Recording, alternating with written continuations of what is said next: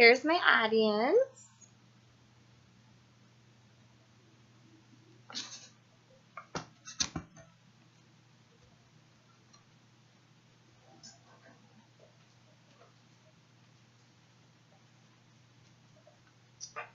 In my family, desserts are a favorite part of any family get-together, or any day really. My grandma and I are the ones who have perfected pineapple upside-down cake, according to the family. When someone wants pineapple upside-down cake, they call me now, since my grandma is no longer with us. I'm not an expert, but I have had plenty of trial and error in perfecting a delectable pineapple upside-down cake. In this speech, I will explain and demonstrate the ingredients, tools, steps, and finished product. Let's start by going over ingredients, which will vary based on the box that you choose. This box requires oil, water, egg, spray pan, butter, cake mix, brown sugar, 20 ounces of crushed pineapple, and a jar of maraschino cherries, or really it's about 12 cherries. The next thing that you'll need to go over is tools. You do not need a lot with this recipe, but you will need a mixing bowl,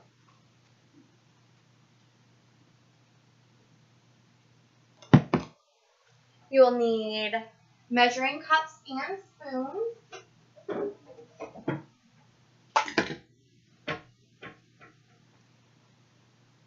a spatula, a mixer or a whisk. I actually just use the mixer spoons as a whisk. Also, you'll need hot pads and toothpicks. Now that we have gone over ingredients and tools, we can start to prepare the cake. You'll definitely want to make sure you wash your hands. I already washed mine. Also, you'll want to preheat the oven according to whatever the box says.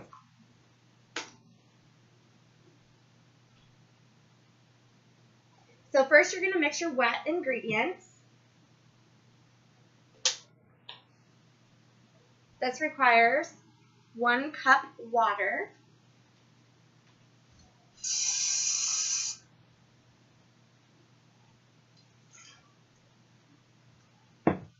1/3 cup oil, and I have a measuring cup on here.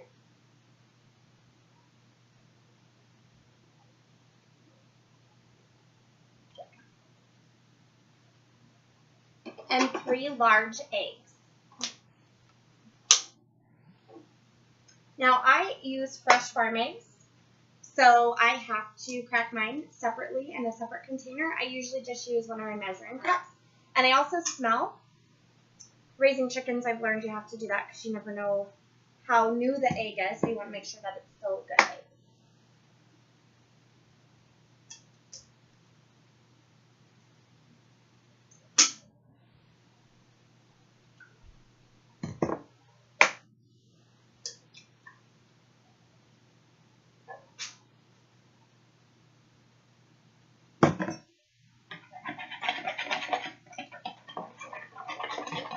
Now, one of the other ingredients that you'll need that you don't have to have, it's just something I like to add, is mayo. And for every box of mayo, of cake mix, for every box of cake mix, I use 1 tablespoon mayo. Now, mayo is made up of oil and egg, which is what actually helps keep your cake moist.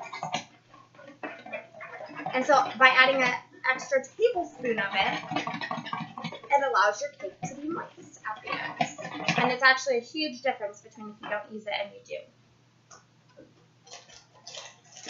The next step is to take your cake mix and mix it in with the wet ingredients.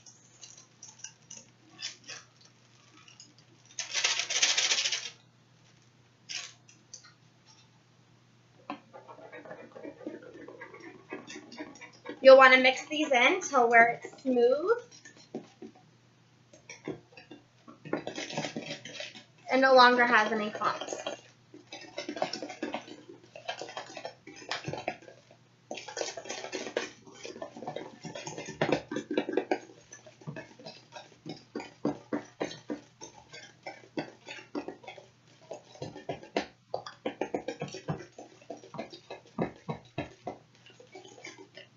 Now, once you're done with that, we're going to set it aside.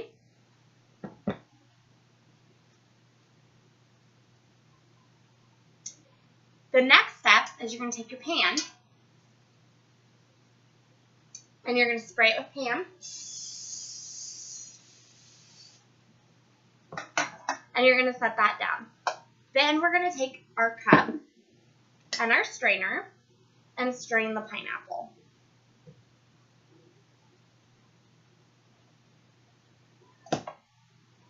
And then I just like to use my fingers to press down.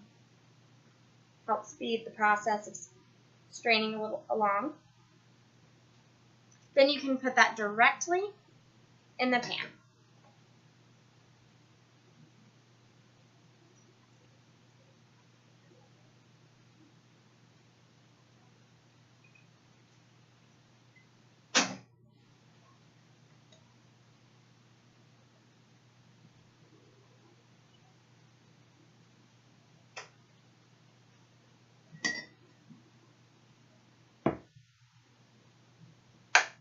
And then you just kind of scatter that down inside the pan.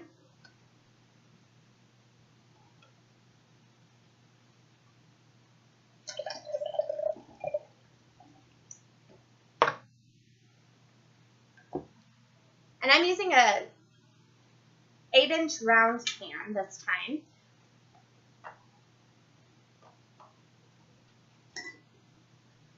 Then you're going to take your butter, which I have in this mug here, and I'm going to melt it. It takes about 20 to 30 seconds.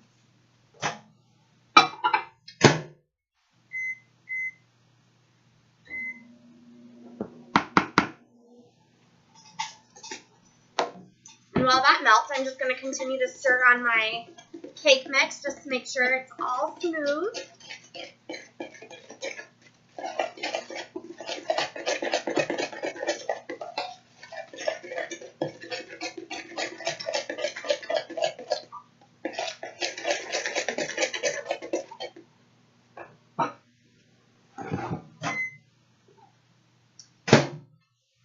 Once the butter is completely melted, and that's a half a cup of butter, or half a stick, excuse me, you just dump it up over the pineapple.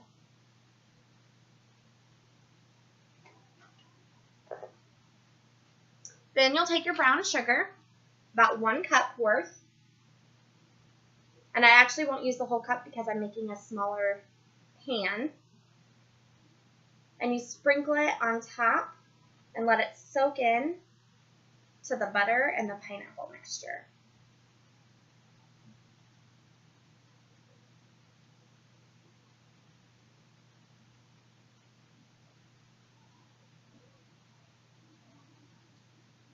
For this, I'm probably going to use more or less half of a cup.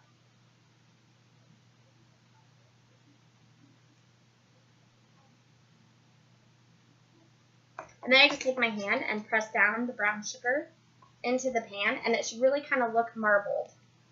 It shouldn't be like all brown, it should really look marbled. Quite like this. I have to go wash my hand real quick, otherwise I can't do the next part.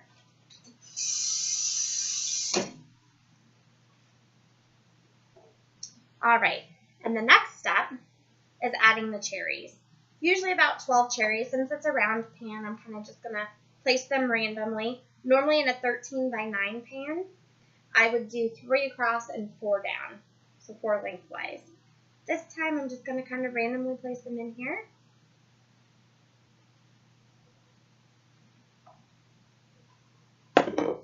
Once that's done, you can dump the cake on top. And since this is a small pan, you only do half the cake mixture.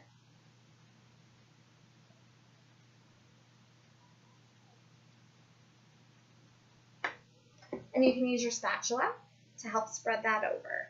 Your cherries should be popping out just a little bit, but that's okay because the cake will bake up over them.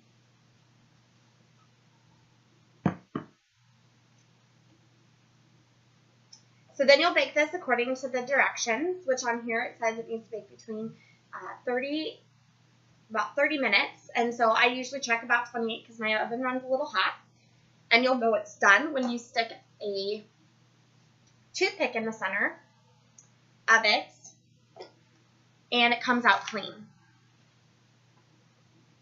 After all these steps and about 15 minutes of waiting, you'll be able to smell your work. And the finished product, when the finished product happens, it'll be cool. You cool it down for about 10 to 15 minutes.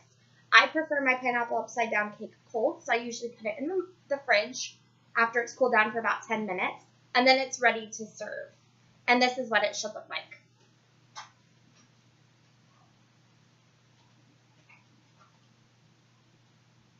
Nice and golden on top. However, with pineapple upside down cake, you flip it over, hence the name, pineapple upside down cake.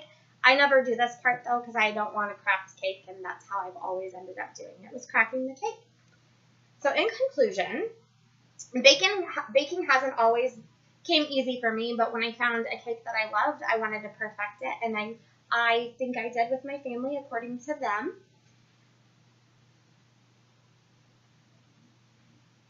And this is a step-by-step process of making a successful pineapple upside down cake. By making sure I had all the steps, ingredients, and tools needed to do this, I was able to make a delectable dessert. And the best part of it is sharing it with your friends and family. Thank you.